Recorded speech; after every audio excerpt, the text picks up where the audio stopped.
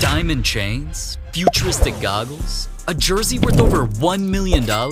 Those are only some of the accessories NFL players wore of every price, all the way down to a $5 accessory that helped Tom Brady get to a Super Bowl. Brady injured his hand so badly at practice that he could potentially miss the biggest game of the year. So he texted his doctor for a quick solution that would protect his wound while still allowing him to make throws. Then, out of nowhere, Brady came out for his next game wearing this mysterious tape. And somehow, it not only helped him just play in that game, it helped him create one of the biggest comebacks of his career, which got him to another Super Bowl. That only happened because of the special kinesiology tape he wore that provided pain relief, muscle support, and swelling reduction on his thumb. Ironically, it's also the same tape used by many NBA stars, including James Harden, who also wears it to prevent injuries. But anyone can buy an entire roll of that tape on Amazon for just $5, so that's the cheapest accessory in this video. And things are only gonna get crazier as we go.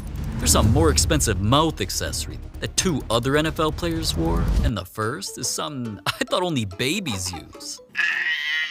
Baby pacifiers like that somehow inspired DK Metcalf, a literal grown man, to wear them as mouth guards. Pretty much every single game of his rookie season, he wore a different one in almost every game because he claimed he was just a baby in the league. But $25 customized pacifiers like DK's were not the only mouth guards NFL players wore. There's also ones in silver and gold that have chains covered in stones, which is like what Alexander Madison wore. Not even a surprise since he already wore chains, but his mouth during games had all kinds of people talking about it. Once cameras zoomed in on his version that's blacked with a blinged out chain. And yet, as expensive as it might look, it only cost $40, which is obviously cheaper than the eye accessory other NFL players wore that made them look like demons. Many NFL players wore these, and for obvious reasons. They were already banned by the NFL. But recently Justin Herbert wanted to change his blue eyes from this to this, and wore them anyways.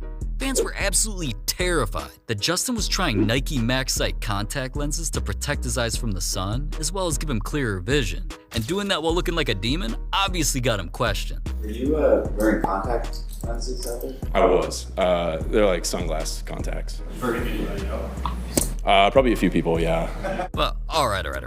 Only $50 contact lenses. Enough with the cheap-ass accessories, man. From this point on, the accessories NFL players wore are about to be on a whole other level. And let's turn things up a notch with my boy Justin Jefferson, because not only does man wear some of the dopest accessories of any NFL player, one of his $1,500 accessories came out of a movie. Spy Kids, these futuristic goggles, I'm sure you can add up what those were about to make JJ do, man. He put on matching goggles known as the Oakley over-the-tops, and they were something cameramen couldn't take their lenses off of. JJ's insane-looking accessory during warm-ups of course had him talking about it. You know, once I put them on and seeing all of the different, people looking at me and seeing the different styles that I had on, it was fire, it was cool. Plus, I was a Spy Kids fan, so seeing them in Spy Kids and wearing them pregame was a cool experience. As cool as the moments were, though, man just looked like a bug to me, so no way I'd pay what he did for those, $1,500. Then there was Jalen Hurts that wore accessories that were so controversial. Michael Jordan had to get involved. I already know Baldy was laughing at how ridiculous the situation was, because after he signed Jalen to become a Jordan brand athlete, Jordan came out for a matchup rocking some Jordan 11s with one that perfectly matched his jersey, and the other in his squad's throwback colors. Now, since they were both technically his team's colors, on top of the official NFL account tweeting about them, you'd think there'd be no issues. Until they randomly deleted the post. Then after the game, they fined Jalen for his light green cleat that wasn't white, black, or the Eagles' main color.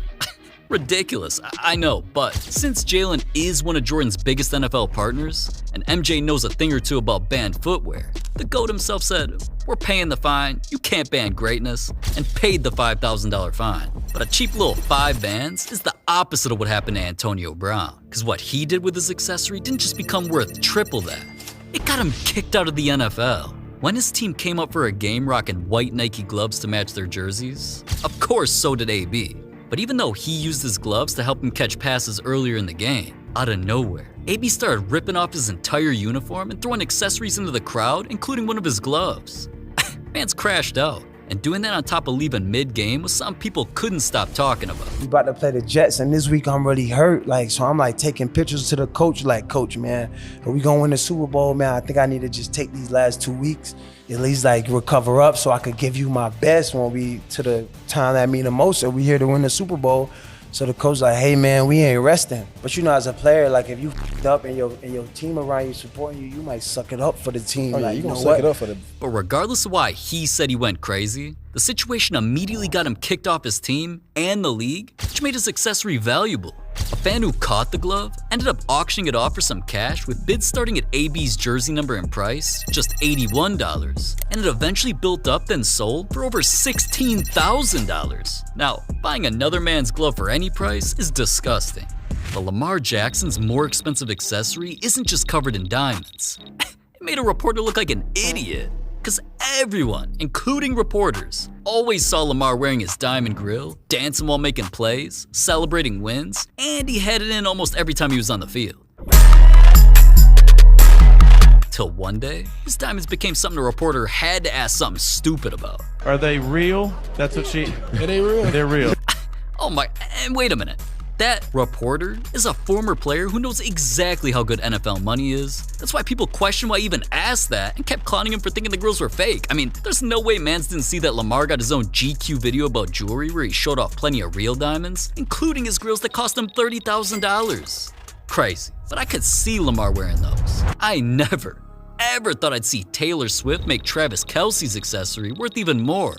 Travis was just a rookie wearing his red Chiefs jersey for the first time when he not only made the first catch of his career, fans must have thought the accessory was good luck and wore it again 2 weeks later to get his first touchdown. Now, at the time, nobody would have known how significant that jersey would eventually become, but fast forwarding to almost a decade later when Taylor got with Travis and their relationship became more talked about than his play on the field. That's why the owner of a popular auction picked Kelce's jersey as one of his top 100 items for a special event, where dude even said Kelce's jersey wouldn't have been picked if it weren't for his enhanced fame from his relationship with Taylor. I mean, well, hold on. To me, Travis winning hella Super Bowls and becoming damn near the best tight end ever is why his accessories are worth a lot. But you heard the man, and Kelce's smelly unwashed jersey was eventually auctioned, then bought for over $40,000 cash. Insane. But that's still way cheaper than Jamar Chase's accessory that was inspired by his tattoos, but we have to understand their meanings first. For me, it's called If You're Chosen, Last Supper, and then this is my grandmother's birthday. Rise above all madness, see no evil, speak no evil, hear no evil, red cardinal. Oh my gosh, how many do you have? It's my spirit animal. My grandmother, feed the family. This was my slogan, it's not no more. And I got this right here, it's all New Orleans stuff. And those tats meant so much to Jamar that he didn't just get a chain that says Uno on the links for his nickname and jersey number. The pendant is a giant fleur-de-lis, which represents his home state of Louisiana. The back is engraved with his favorite tattoos. And there's even a QR code, which, let's scan it quick. That's dope. Now, it would definitely not be an accessory in this video if he didn't wear it during a game.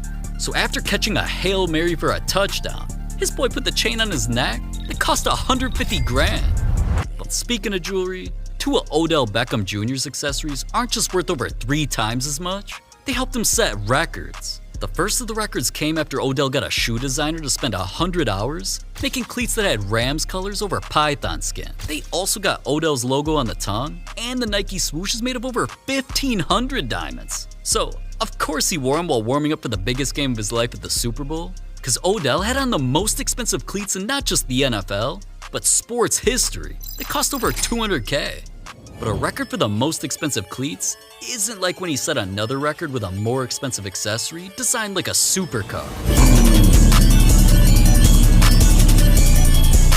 Created to look like a crazy McLaren and named after it too, Odell's Richard Mille didn't just also match his other team's colors. Since there were only 500 ever made, Odell decided to wear his rare watch during an actual game. Once the world saw that, sports shows couldn't stop talking about it because Odell became the first player ever to wear a watch while playing. Fans are just lucky it didn't break. That watch cost $300,000. But $550,000 on 2 accessories to set records was still cheaper than Tom Brady's accessory that didn't just involve rappers. It's now helping keep people out of prison. Jay-Z, Meek Mill, they both started the Reform Alliance, an organization designed to change probation laws. Cuz Meek spent over a decade of his life in and out of prison for petty violations and wanted to stop others from going through the same struggles, he hosted a charity auction where all the money would go on to helping people by fighting to change probation laws and giving them resources to stay out of prison in the first place. This auction needed high-valued items that would raise lots of money, so Brady got involved with a jersey that he came out in for one of the most highly anticipated matchups of his career. At the time, Brady was sitting at 698 career passing touchdowns, just 2 short on making his record even more unbreakable. And after getting one step closer with his first touchdown of the night, the game went on to overtime, where Brady eventually threw a 50-yard touchdown to win the game, giving him 700 total touchdowns.